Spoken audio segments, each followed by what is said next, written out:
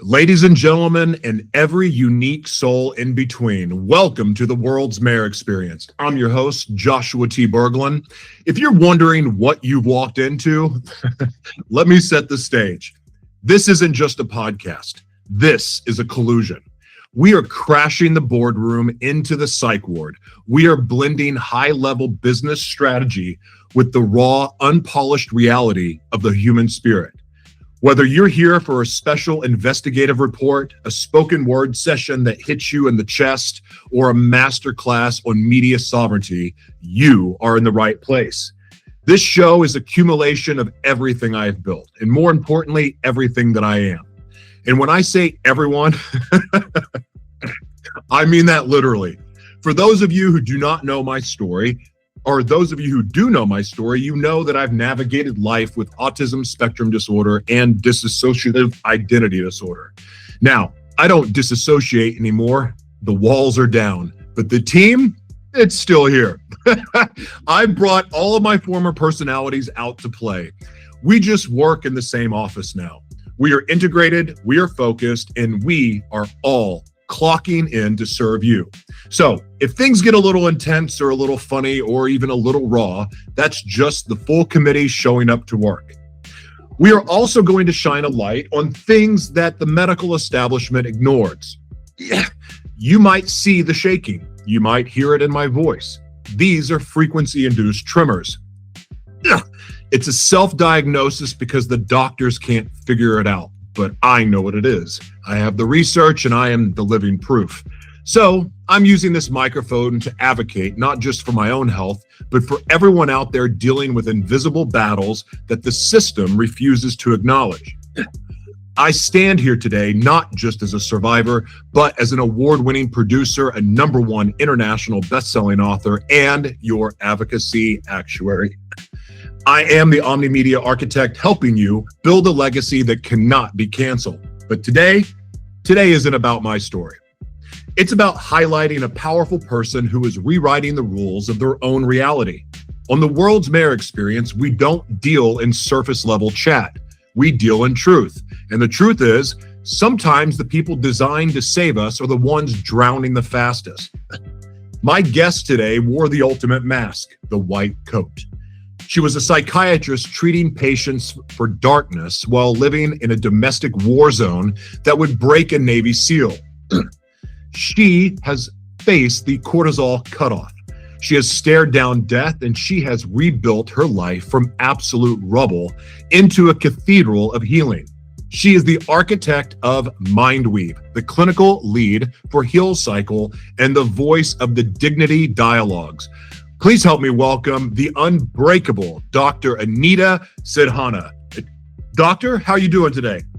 I'm doing good. Thanks a lot. And I'm really, I feel honored and grateful to be on the show with the mayor of the world. And I am really out at loss of words with the way you introduced also, because the embracing your own self, like as the neurodiversity. I see it as different colors of human personality, and there is nothing to hide it. And that's the thing I really loved it a lot.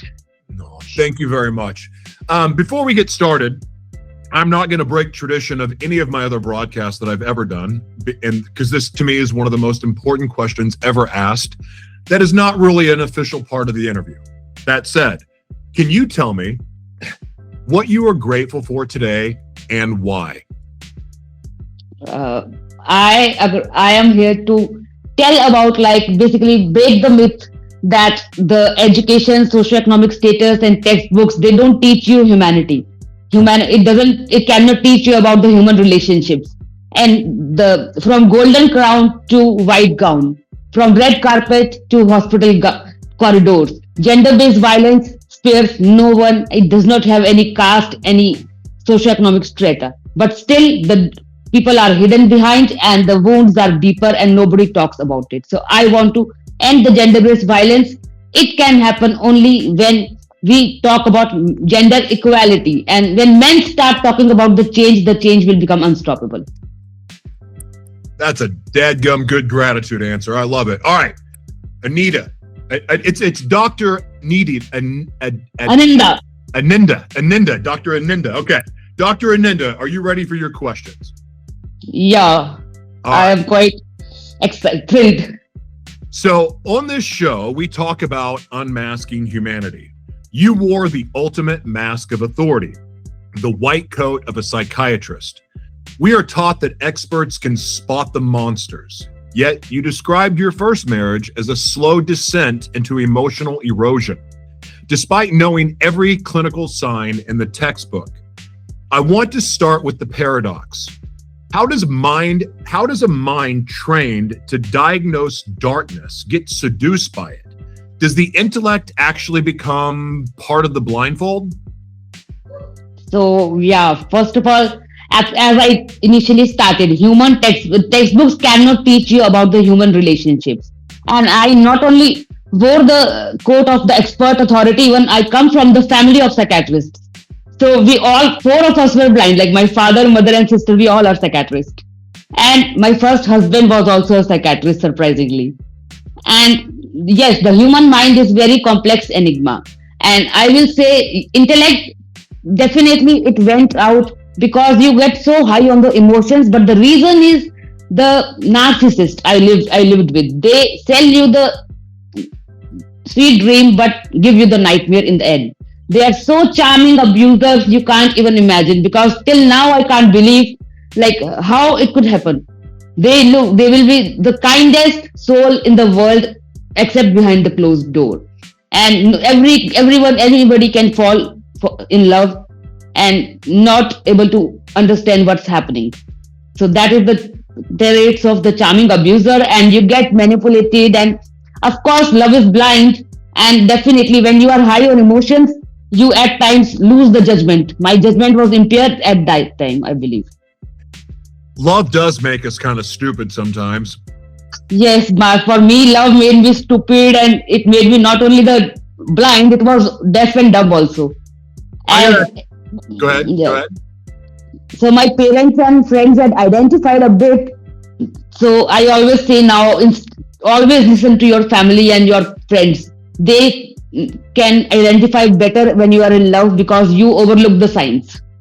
I got to tell you something. I've joked about this because in America, arranged marriages aren't possible, but I probably would have done much better in life had I been in a culture that had arranged marriages, because I made a lot of really bad relationship choices. Basically, I should have never been in a relationship until I got healthy, because my mental health issues and my struggles were so crazy that there was no chance of me having a healthy relationship. I didn't even know my identity. And of course, for most of my life, I didn't even know why I understood my identity. But I got to tell you, all the advice that my mom has given me over the years about relationships, looking back at it, I'm like, maybe I should have had an arranged marriage. So I have an arranged marriage also. Do what? My second marriage was arranged marriage. So, I mean, I don't know. I don't know if there's a perfect science to it, but I really did love your point, because our parents, or even if it's not our parents, having an outside observer to give us a different perspective matters. Yes, absolutely. Say if you're fighting with your spouse, for instance, well, I mean, you may not even have the ears to hear what your spouse is saying, so you can't hear and digest what's being said to you. So whether it's you don't know how to apologize, you don't know how to fix the thing that evidently you broke.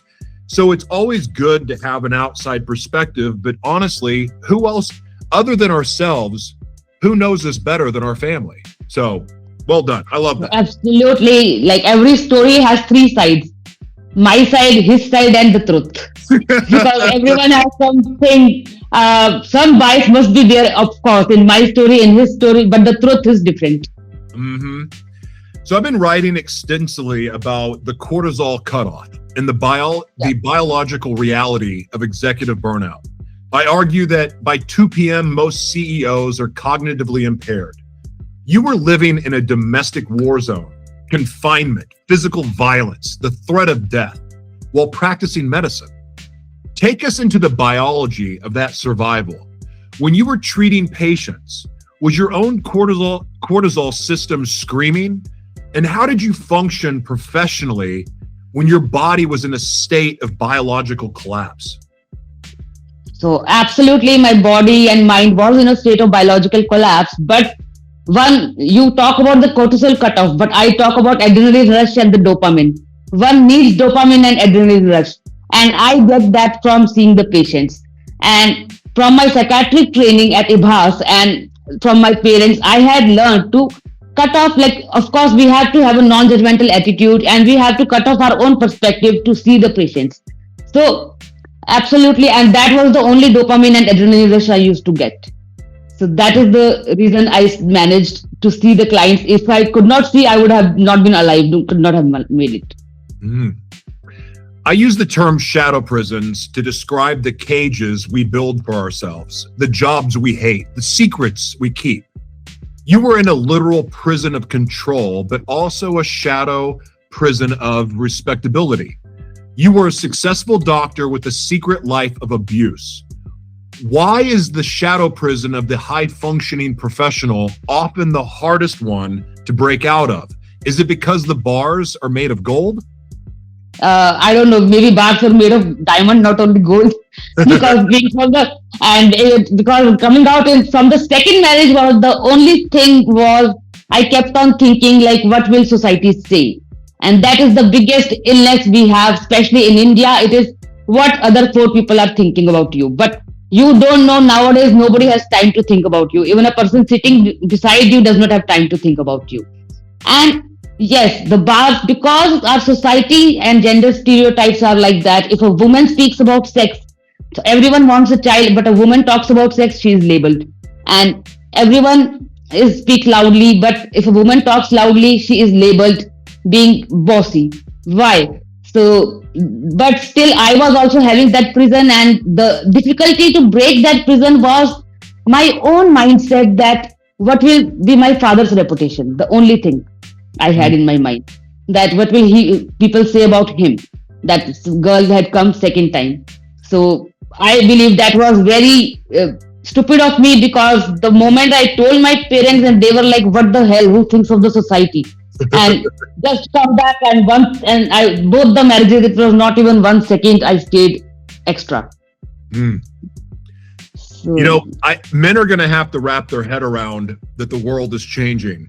In other words, the male-dominated world that we've grown up in is no longer. It doesn't exist. It's changing. Women are stepping into power, and things will go much smoother if men just appreciate and support this change. And the reason why I say it is because the change is coming no matter what.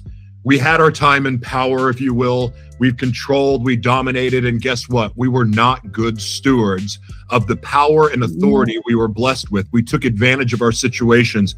We were cheaters and abusers and narcissists. And I'm not going to say that women aren't narcissists too. However, because we all have that. There's narcissism in all of us. And everyone has. Yeah, everyone has. Empathy is the only thing to remove us from narcissism. And so now it's time for men to show up with some empathy and understand that we've played a role in a lot of these problems. And now it's time to be supportive. We can still stay true to our purpose. We can still be men, but dadgummit, we need to be more supportive of women, because it's time. Men get to make their dreams come true, but it's time for men to be supportive in women doing things that they believe in and what they want to do as well. Yes, so who said you are not a man if you don't support a woman, or if you are weak? Vulnerability is the true strength, and men can cry. The day it is you can put it on the Times Square billboard, the world will change. That is my dream, to see on the Times Square billboard. I every time say on my podcast on Wednesday, that is a live show for you guys, that the day men can cry will be normalized. Things will become better, because you said men are abusers, cheaters. No, everybody is not like that. Right. And men also suffer a lot in this society. They suffer a lot of pressure, responsibilities, too much of especially to be always saying that, yes, I am normal, I am fine. The biggest lie a man says. And how can hiding the emotions, and they can never be vulnerable.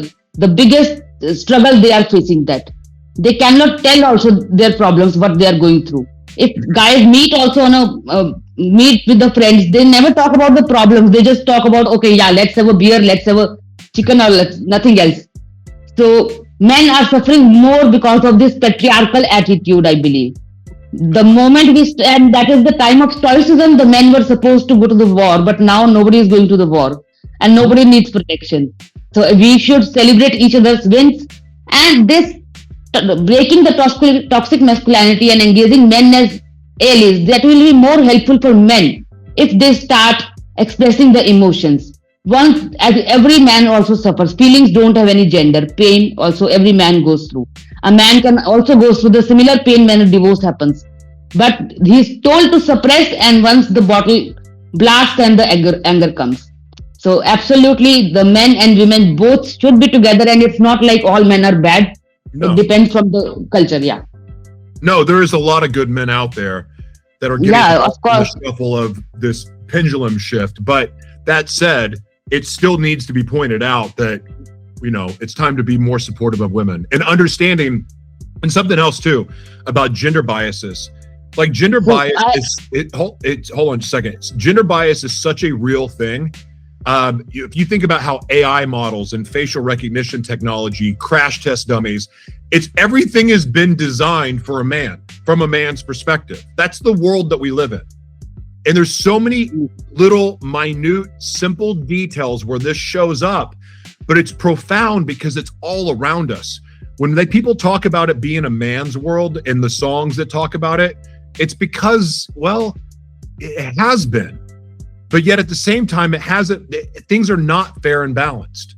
But that is changing, and I'm excited to be a part of that change. Now, I you've quoted. Go ahead. Yeah, so first of all, I always say, like, if change is the answer, what is the question? First of all, the question should not have been there about the violence. So we all are equal in this world, and it's not about being a man, it's about being a human. Amen.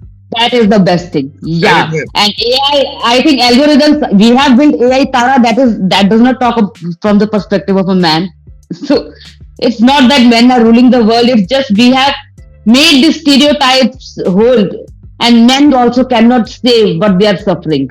Rather, I always say they are going through a lot of pain. And as Maya Angelou said, that everyone has a story, every woman has a story, but I say every man also has a story. And there is no greater agony than carrying an untold story inside. A woman goes, gossips, and vents out. But a man never. I agree with what you're saying. And another thing, going back to another comment that you made about men need to communicate their emotions. There's too many men out there that have been molested, have been sexually abused. Of course. LGBT community. What now? LGBT community is the abuse is much higher in that community as compared to the female, like gender-based violence. Right. And men, women are speaking out about their abuse, the domestic violence and other issues, and they absolutely should be, but also men need to take a cue, because as somebody who's gone through every type of abuse you can imagine, that being silent about that creates monsters. Yeah. And the best thing that I ever did in my life was learn to tell the truth and speak about what was going on with me, to bring some of these hidden toxins and hidden poisons and traumas, bringing it to light and allowing our Creator to assist in the healing process. But until I brought those secrets to light, there was no healing. There was no growth. There was no love. There was no compassion. There was no empathy. None of it, until I learned to communicate the truth about what was going on with me. So, of course, the acknowledgement is the first step you take for the healing. Once you acknowledge you are in pain, then only the healing will start. And seeking help is not a sign of weakness, it's a sign of strength. Yes. And a man will always be very vulnerable only in the front of a woman whom he actually loves. Otherwise, he can't be. That is the true sign of love, yeah. And another thing that men, I always say, it's not only domestic violence is not happening only to the women. Men suffer through the emotional abuse in Indian families. It's about men being sandwiched between the mother and the wife, because the joint families are there and they suffer a lot. Why? But they can't speak up. Why can't they speak up? They should also. So we should raise our men right from the beginning, and the emotional intelligence teaching is the key. That instead of teaching our children who is the finance minister, who is the Ambani's and or who is the prime minister or who is the mayor, we should teach them that pain, anger, anxiety, joy they have though, because that is going to remain the same. Finance minister will change by the time your child grows up. Yep, you're right. And feelings are no gender. You've built a framework called Mindweave. The first letter M stands for master your thoughts. But you clarify that this isn't about control, it's about clarity. In a world of AI slop and digital noise and gaslighting, our thoughts are constantly being hijacked. How does a survivor distinguish their own inner voice from the voice of the abuser or the algorithm that is still living in their head? So absolutely, healing is a lifelong process. It is not it is not linear, and it is a lifelong process, and grief is the price we pay for love. And I have accepted that the post-traumatic stress disorder and sometimes the problems are going to come in my life. That is a part of my life. And definitely it is at times I get the voices of the abuser, like about the gaslighting and why I went through all that. But that is now the part of my life. It cannot be removed from me. So it has to be accepted. And yes, Mindweave is about mastering your thoughts and more than that, mastering your emotions. As the once you reclaim your own power, like don't give the steering wheel of your life or your happiness in anybody else's hand. That is what mastering means. That's the clarity. The I in Mindweave is integrate self-care. You call it a boundary practice, not a spa day. I believe in the kill switch protocol, the absolute necessity of disconnecting to survive. Why is setting a boundary the most dangerous thing a survivor can do? And how do you integrate safety in a system designed to breach your borders? So first of all, absolutely you said the kill switch is definitely, the true. I always say Annie Lamott had a quotation that once at times you have everything starts working again once you unplug even yourself. So we have to get out of the digital detox and all the things, take a break. But yes, the integrating and the boundary setting is important because a genius is one who knows when to stop. Takers don't have any limits. Givers have to know that genius has to know when to stop, and that is the time when you realize, no, it's enough now. And you have to set your own boundary and start thinking, yes, I love myself also, because letting go can be the last act of love. It's not about, because sometimes the holding on, there is a image on a very nice image that holding on to the rope is causing so much of bruises, but if you let it go, it releases. So letting go is the last act of love, and that helps both the parties at times. Both are suffering in a relationship. You are the clinical lead for Heal Cycle, which features an AI companion called Para, represented as a jellyfish. Now, I've been critical of the AI slop era and the vampire brands that suck the soul out of creativity. But you are using AI to heal. Why a jellyfish? And be honest with me, can a piece of code really offer empathy? Or are we just staring into a digital mirror because we're too lonely to find a human? No, absolutely. First of all, I always say AI can never replace the human empathy and human touch. And I also never believe in that.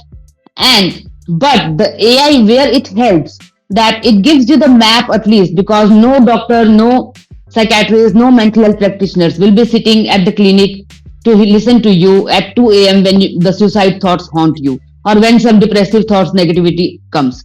They will not be there. So once you feel being heard, being listened, and then there is a listening ear can only turn the life around, and that is the thing. And definitely with AI, Tara, it's like it does not treat; it just listens. And women, anyway, menstrual cramp also calm down if they gossip. So they need someone to talk. And men shrug them away while during the menstruation period, no, don't talk and you are being dramatic. So they have a safe space and community. And in Tara, there is an algorithm that once we have the screening questionnaires. Once it detects there is some severe issue, the client is referred to me for treatment, because they can't be treated, of course. Mm. But I want to know about Bully Buddy, because you say about AI slop, and then you are partners in Bully Buddy and NeuroBuddy, I think.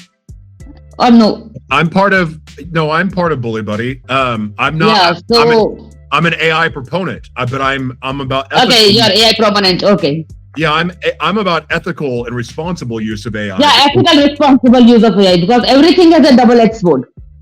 Right. And yeah, so it should be like hard tech. Like recently, my sir had built an app to detect ADHD, and we call it that it is a Baya, that is a health tech with the heart. As it has used the Bayesian theorem, and like I'm not very technologically sound, so these things it has used to bypass like.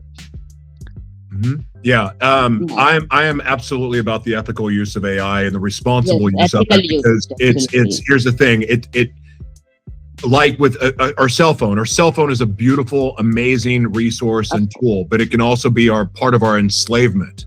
AI can be part of our enslavement, but if we recognize it and use it as the tool, and we are responsible adults with it, it's a miracle. But if we don't, then it's going to be a problem. So AI slop is not saying AI is slop. It's an actual term, because people have just forgotten to use their brains, and they're just throwing anything AI and just creating stuff to create it with no purpose and no sense, and just junk, and like whatever prompt I can throw in, this is what I'm going to produce. I'm not about that. That's not the responsible way to use it. It's not. And on top of that, if you let it control your life, or you let it do everything for you, you're missing out on the human experience. You're just turning yourself into a robot. And you can still be human. In fact, we can become more human than we've ever been with AI as a tool. But we can also turn ourselves into cyborgs with AI. Monster. It's a choice. Yes. So in Mindweave D, in Mindwave, D is for develop resilience. You say resilience isn't just bouncing back. It's knowing when not to. That is so profound. We often praise women for enduring the undurable. When does resilience become a trap? When does your capacity to handle it actually keep you in the shadow prison longer? So absolutely, the myth, that gender stereotype I talk about always, that has to be broken, that a woman, if she is enduring everything and endures the pain, she is strong. It's not about being strong, because out of vulnerability comes your strength, and you have to love yourself first. That will be start of a lifelong romance.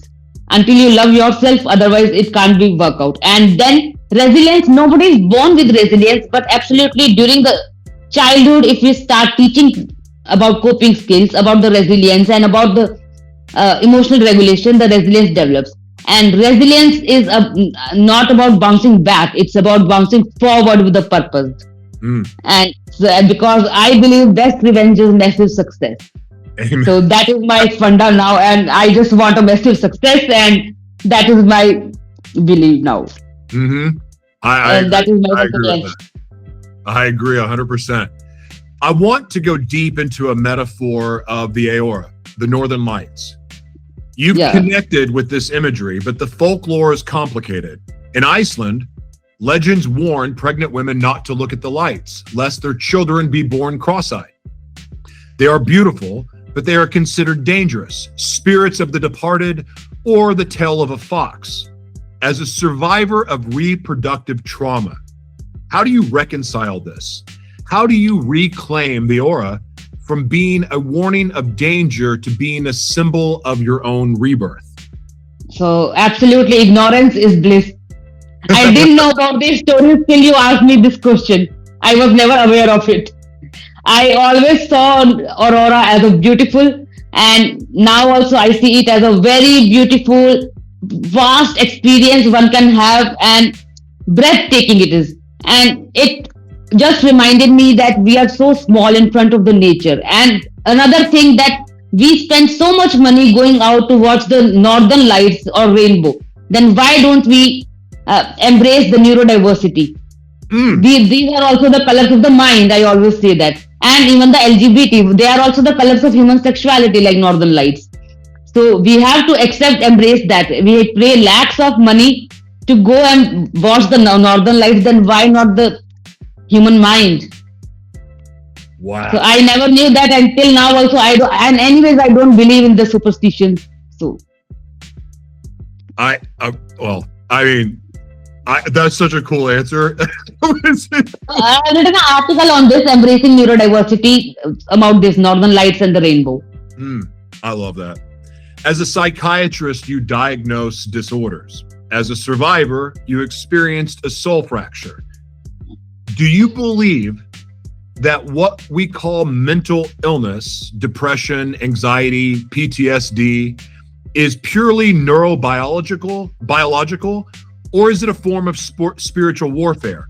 Are we medicating symptoms of the soul that is screaming for liberation from a life it can't tolerate? So absolutely, even as a psychiatrist, my voice is clear. Are you okay? Yeah, no, my voice is clear, I must. Even as a not only about the survivor, even as a psychiatrist, from the beginning, I have been taught that any mental illness is a result of a biopsychosocial spiritual model it follows. It cannot be only the neurobiological changes, as because biological changes happen, but still the psychology plays a very important role. One person can respond to the grief in different ways. One person can respond to the adverse life event for a lifelong time, can have suicidal ideas, and similarly another life event cannot have. So adverse childhood experiences, the psychological beliefs, that also play a role. And social, until and unless you have a good support system, how will you heal? You cannot heal in an environment which is cutting you. And then the spiritual, of course, the one who finds his why, that is the spirituality. Once you have a why, you can make it anyhow. So biopsychosocial spiritual model is to be followed. And definitely, I don't believe in overdiagnosis, because normality is a myth. Everyone is fighting a battle. Everyone is going through something bad, and we cannot keep on diagnose everybody. And labels are just for jars, not for people. So it's not about just diagnosing everyone. A person can just have a burnout, and in this fast-paced life, and can be treated once you talk. Loneliness is so much there but still we are the highly interconnected world. But I always say that we are the saddest and the loneliest generation with the happiest faces on the social media in the highly interconnected world. So we cannot diagnose everyone, and nobody is normal. I believe like everyone is going through something, some stress, something. We're all weird weird in our own way when we're truly in our identity, and the weird is just uniqueness. And yes, of course. I mean, we're all created to be unique. Why wouldn't we celebrate each other's uniqueness? I don't want people. The world would be a scary place if everyone saw it through the lens that I saw life through. If everyone lived in my head and acted, it would be awful. Like, be yourself. Like, we have an identity crisis. I think a part of that identity crisis is having no sense of purpose, or not knowing our purpose. Because in my experience, and I could be wrong about this, and I don't know if this is there's any psychological proof to this, but I believe that if we're living in the purpose that we're created for, we're able to tap into our gifting, and we're able to use our gifts to be a blessing to other people, and we're able to express ourselves the way our heart is leading us to express, the way that we're led to create. If we're in that energy, and if we're living in the purpose we're created for, I don't believe we can be racist or homophobic or abusive. I don't even believe that we would be addicts. Like, I think that we would give up our addictions. The things that we know hurt us, the things that we know that interfere in our life, I believe we could get rid of addiction if we got people living purposefully. If we got people living in the design that they were created for. And that's my personal mission. Is there any psychological proof to that, or am I just making it up? No, you are not making it up. It's definitely the psychologically, because Viktor Frankl also said the meaning of life. That is my favorite book. I read it at least 10 times. I have read it.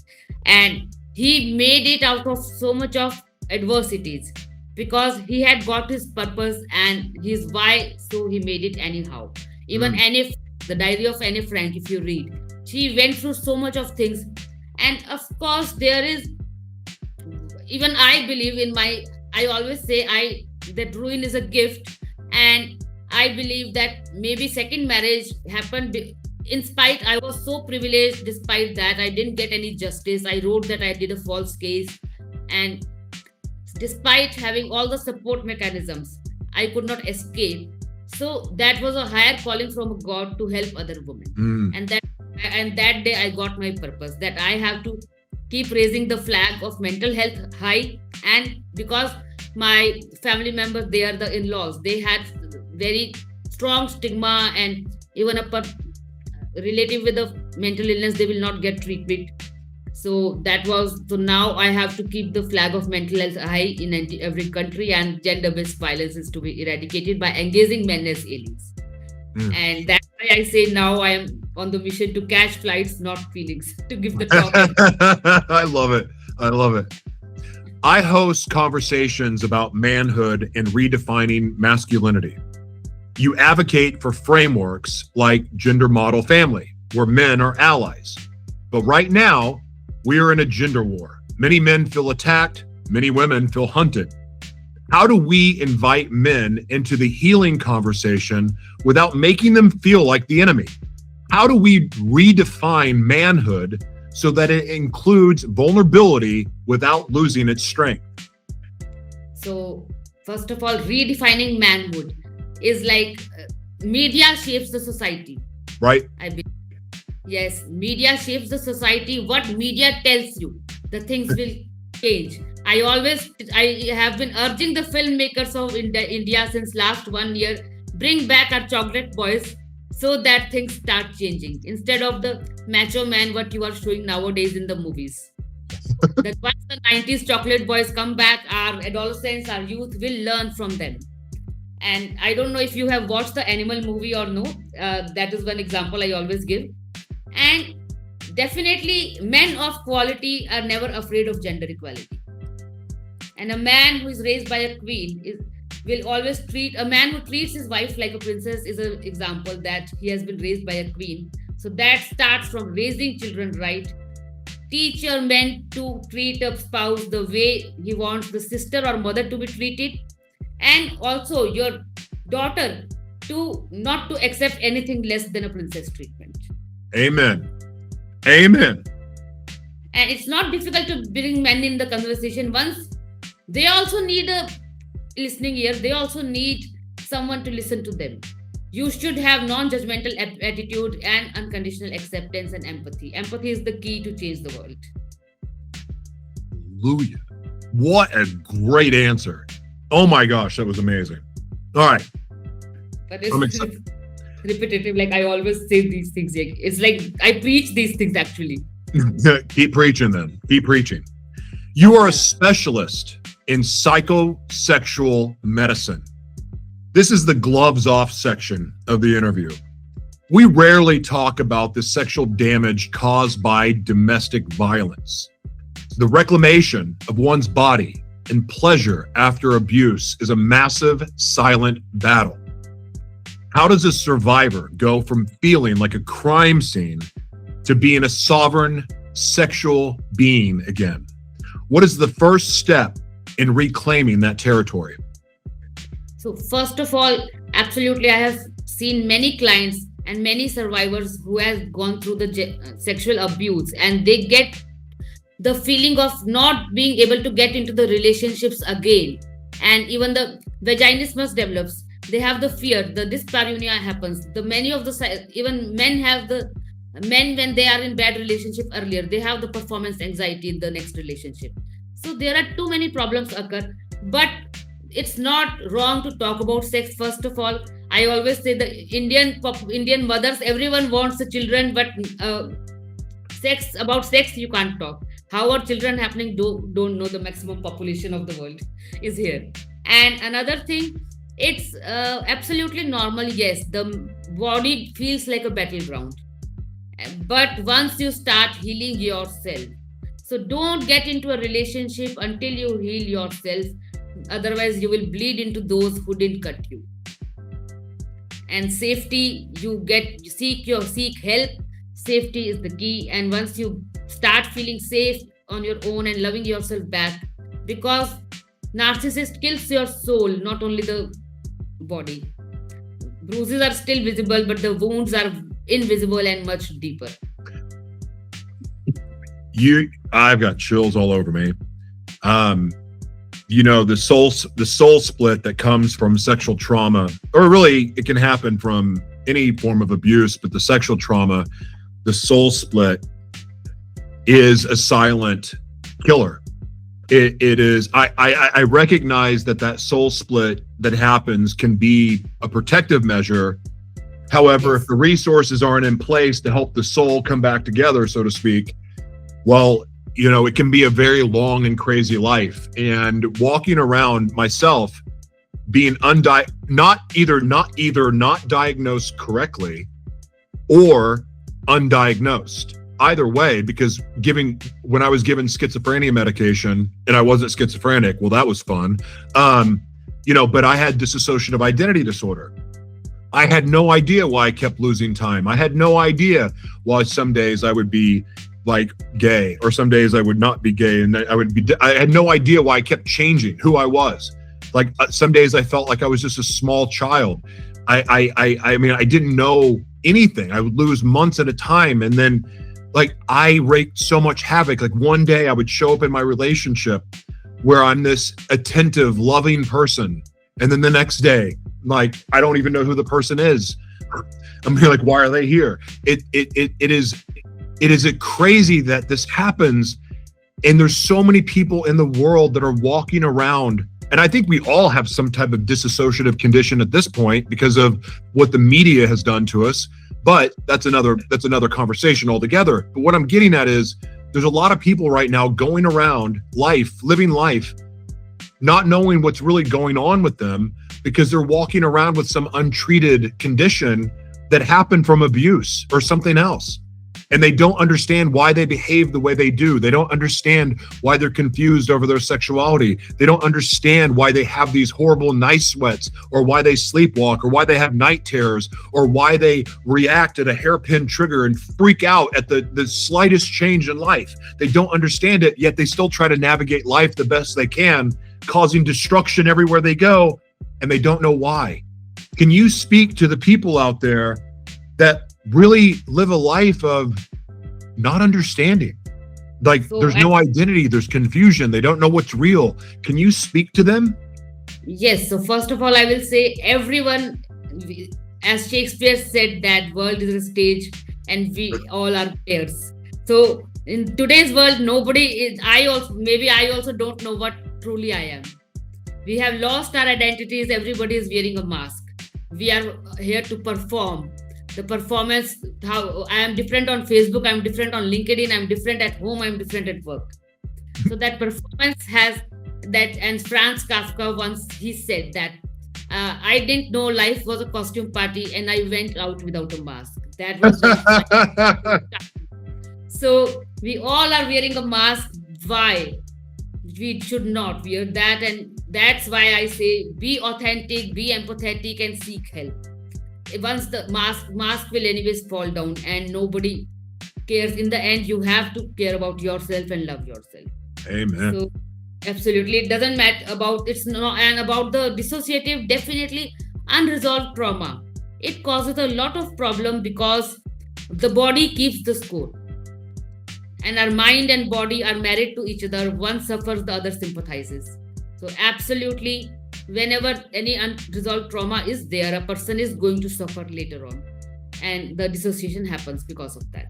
Mm-hmm. Cannot be. They are not separate. Such a good answer. You're building.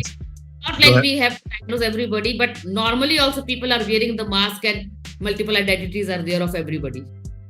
Without titles, we don't know who we are. I sympathize with that. You're building towards is it pronounced Awaaz? Huh? You are building toward Awaaz, the sanctuary for survivors. Yeah, Awaaz, it means Awaaz. Sound. Okay. Awaaz means sound, to break the silence. Oh, I love that. So That like I will build an NGO that Awaaz, one should break the silence, and or else Gunj, like echo. Thus that silence should keep on echoing for the broken and then echo in the minds of others also. So, but Gunj is already there, one NGO. And my mind frame is to the healing justice and the dignity dialogues, which I have already written. The healing justice is, firstly, you have to heal yourself. You start loving yourself. You have to go to I have myself gone to the therapy. I never denied that. And now also, as I say, post-traumatic stress disorder, it is lifelong maybe. I keep on at times I feel, okay, today I should get my screening done. Maybe I'm getting stressed. So there is no shame in that. And healing it's not a solo act. So keep your support system and nurture your network. I always feel very proud that I have friends who fight for me in the rooms where I am not. And sometimes a parked car conversation is like a lifelong therapy. Just 5 minutes, you stay with your friend, even don't talk or just have a cup of tea. Your lot of burden goes away. So connection is very important, and nurture your connections, and don't let anybody take you for granted again. As I say, I will always remember whose daughter I am, and whenever I'm overwhelmed, I remember whose daughter I am, and I straighten my crown. I love that. So I never let it. So definitely support system is the key, and survivor-led advocacy, I believe, is much more important than any treatment, because as a psychiatrist, usually the treatment starts. But as a survivor-led, even my practice has changed a lot after going through the abuse. I have become more empathetic and on picking up the clues, like why this person is complaining of a sexual issue, or why is it like that headache is not going away, and then I talk to them and then get to know like what's wrong. So it's like survivor-led advocacy, because with the survivor-led advocacy, other people who are going through abuse, first of all, they know that they are not alone. They have that empathy, and they get the power also. Yes, if she can rebuild, I can also. So it's much more important than the psychiatric treatment. So that was my vision with the survivor. And another is to bring men as allies. As the moment the men start talking about equality, things will definitely change, because it has been long. Since long we are speaking, women are crying, we are being beaten up, and nothing is changing. Or first of all, why? And it is not the battle of the sexes. It's about humanity. Amen. Yeah. So it's humanity. It's not the battle of the sexes. And definitely we have to have mutual trust, responsibility. So women are also equally responsible, because I believe social media has given feminism a lot of wrong turn. Women start struggling away from the responsibilities also that they have to do, but the feminism word has taken a wrong turn. Feminism does not mean a woman who is unhappy and does not have a husband is wearing a lipstick or does not know how to wear a lipstick. But feminism, even I have seen many men who are bigger feminists than women. So absolutely, it's like even many women, they are taking a wrong advantage, like struggling away the responsibilities. But if you want equality and you want your husband to take care of the household work, you should also support him and be financially literate equally and take the responsibility. It cannot be turned away. So it's about equality and mutuality, basically, because biologically we are different. Right. So we are the Anti-Niche Network. We don't fit into boxes. If you could strip away the titles, doctor, survivor, CEO, advocate, and leave us with just one raw, unfiltered truth that you know for sure, what is it? Not what you think, but what you know in your bone marrow is true. I know that I am not alone. I have friends, family, and I'm always grateful and blessed. Another thing I want to say that I know life is like an ice cream, so enjoy it before it melts. I love that. That is real me, actually the most fun-loving person, and the rooms will light up once I enter. But now pain changes people. So, anyways, I'm going to get back, of course. That's great. Well, I've enjoyed this very much. I've enjoyed your insights and your perspectives. I would like to give you an opportunity to have the last word. And in this last word, what I would like for you to do is tell everybody where they can find you, where they can support you, where they can buy your books, your courses, anything that you have, wherever they can support you, but also anything that is on your heart to share. It could be about a football game, a cricket game, it doesn't matter. You could talk about the weather, you could talk about politics, your vacation, your grandchildren, whatever. You're free. The floor is yours. You get the last word. So my last word is absolutely, I want to carry the legacy forward, the legacy of my dad and the Indian Psychiatric Society, to keep the flag of mental health high and break the stigma. And my dad has actually completed the world tour. So I also want to catch flights and not feeling skipped by giving the talks about mental health in every area. So another thing, I don't need any support in the monetary aspects, because for me it is a deal now that any gender-based violence survivor is the pro bono treatment and pro bono counseling for lifetime. Wow. By me and by my family, 4 of us. So we are never gonna charge for that. And even I'm a very big LGBT advocate, that people go to the extent of asking me if you are a lesbian. So I just say I am a crazy Ellie who knows everybody has human rights. For me, the last word is that, yes, heal cycle, I would like people to start using it, because it is not only about women, it's about men also. When a woman goes through a 28-day cycle and mood changes, a man of the house does not know what's happening. He is coming back from the office and suddenly a fight starts. He goes mad. What's the wrong, man? But women, hormones and mental health. As a woman, she never knows whether she's hormonally sad, situationally sad, or just sad, seasonally sad. And when we are planning, Ananya Grover has built up this app. Ananya Grover from Princeton, she is a Princeton graduate. So we have decided we will get a partner button in that a man gets to know a premenstrual syndrome is coming, so that the human relationships can be saved. And a man, even if buys a chocolate and goes home with a smile, things will get better. Yeah. So I only want and to take your mental health as important as physical health and the sexual health also. These 3 things go hand in hand. One cannot do. And empathy, compassion, love, that is the only key in the society. Amen. That's beautiful. Actually, you have to have the last word. My dream is to become the ambassador for he, for she. United Nations. That is my ultimate dream, to do that. I hope I am able to reach there. And to change the laws, but of course, I believe laws are all on the papers. So if it can be changed, and most of the NGOs are just saving the taxes and all, that's why I have very selectively decided which NGO I'm going to support. And otherwise, my email ID is there, my and Instagram account is there, and anybody can reach me anytime, 24 hours. For gender-based violence, it's never no charge at all. Even for the talk, whether it's in United Nations or whether it's in the Prime Minister's office, I'm never, or even it's in the Angelina Jolie's movie, I'm not going to charge for that, because that is my purpose of life. So I just engaging men as allies and becoming the he for she ambassador is my dream. And lastly, on Times Square, you are mayor of the world. You can put a billboard, men can cry. From me.